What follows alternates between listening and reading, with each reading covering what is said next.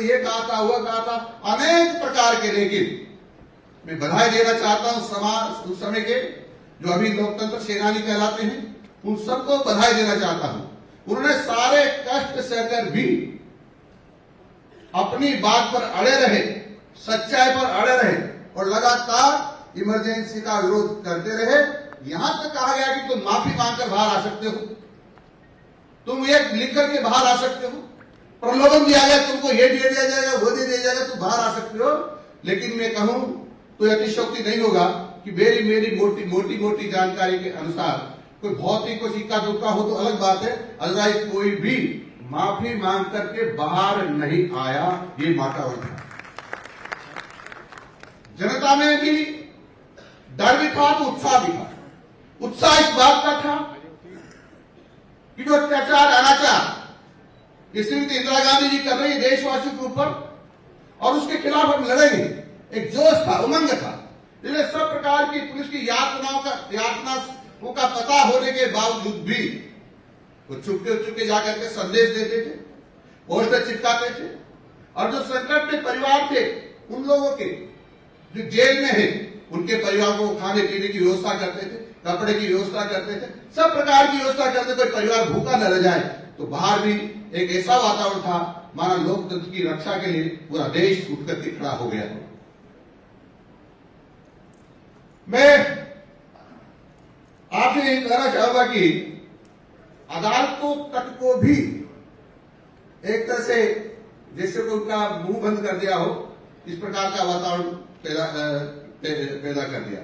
धीरे धीरे उनको लगा कि अब कोई बोलने वाला नहीं है, अब कोई आवाज नहीं उठा रहा है।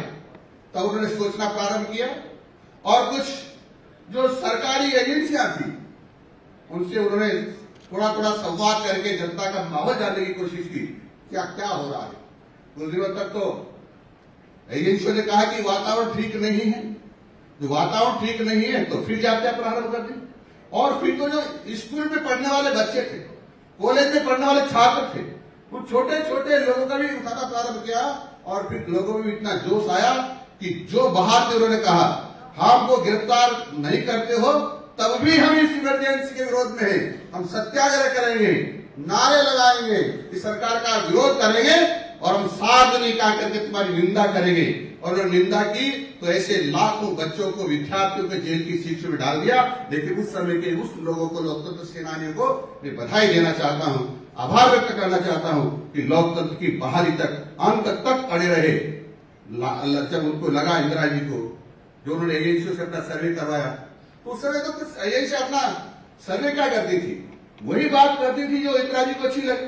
तो उन्होंने कहा इंदिरा जी अब तो आपके सामने कोई बोलने वाला नहीं है, आपके बिना पत्ता भी नहीं हिल सकता है, आपके बिना इस देश में कुछ भी नहीं हो सकता है। अब आपके खिलाफ कोई नहीं है, आपकी तो सब बड़ाई कर रहे हैं, वाहवाही कर रहे हैं, और आपके बिना देश चल नहीं सकता है। और आपके सामने कोई विपक्षी को वोट देगा ये सोच भी नहीं सकते। इसलिए आप चुनाव की घोषणा कर दीजिए, आप जीत करके आओगे।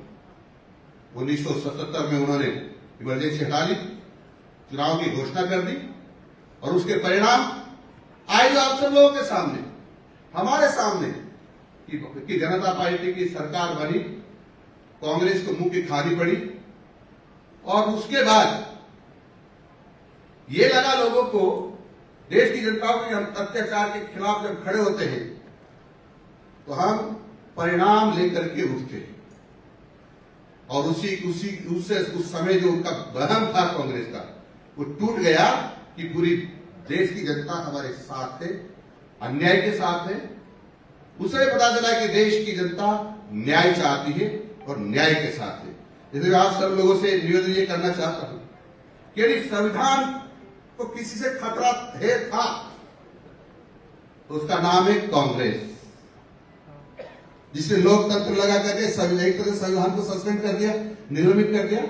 सबसे बड़ा यदि कोई अपमान करने वाली पार्टी इस देश की धरती पर हुई है बाबा साहब अम्बेडकर का या संविधान का, तो उस पार्टी का नाम है कांग्रेस। उससे ज्यादा बाबा अम्बेडकर साहब का अपमान करने वाली और संविधान का अपमान करने वाली कोई नहीं हुई। मित्रों, आपको सुनकर के आश्चर्य होगा क्या सामाजिक दृष्टि से विपन्न लोगों की हालत क्या थी। आजाद होने के बाद जब उनको समानता का अधिकार मिलना चाहिए था, क्यों नहीं मिला?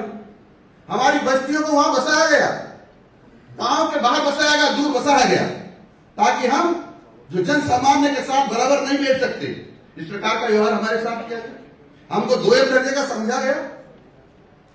और धीरे धीरे धीरे आज हम देखते हैं कि लाखों बीघा जमीनों पर कब्जा हो गया गरीब लोगों की पे। सन 1969 की बात करो तो कब्जा नाम का शब्द राजस्व रिकॉर्ड से हटा दिया गया, टेंडेंसी एक्ट से हटा दिया गया, लेकिन कांग्रेस ने लगातार उसके बावजूद भी कब्जा शब्द का उपयोग करते